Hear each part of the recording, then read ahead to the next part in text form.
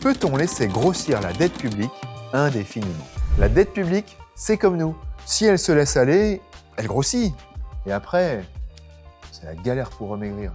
Mais qu'est-ce qui fait grossir la dette et comment la réduire? Allez, je vous explique. La dette, c'est un stock qui en France n'a fait que grossir depuis des décennies. La dette, c'est l'accumulation des déficits publics passés. Chaque fois que l'État dépense plus qu'il ne gagne, il emprunte sur les marchés financiers. En France, ça dure depuis 1974, année après année. Résultat, un stock de dette colossal, plus de 3 000 milliards d'euros. Dans la dette, il y a aussi des intérêts qui font grimper l'addition.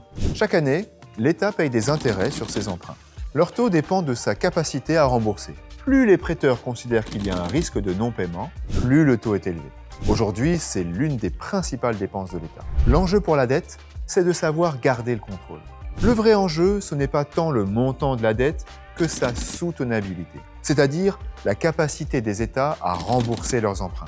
Tant que l'économie croît plus vite que les taux d'intérêt, la dette reste gérable. Mais si les taux d'intérêt montent plus vite que la croissance, là, ça se complique. Chaque nouvel emprunt, ou le renouvellement de ceux arrivés à échéance, devient plus cher si les taux d'intérêt ont augmenté entre-temps. Et ça pèse encore plus sur le budget de l'État.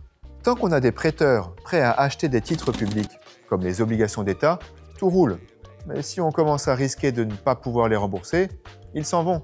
Et là, l'État peut vraiment se retrouver en défaut de paiement. Vous vous souvenez de la crise grecque en 2008?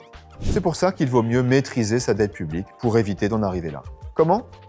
En limitant les nouveaux déficits, en contrôlant les dépenses publiques et en faisant tout pour booster la croissance. Par exemple, dépenser moins et mieux quand tout va bien, pour être tranquille quand ça va mal. Et pour tout comprendre de la dette, rendez-vous à Citeco, la première cité dédiée à l'économie.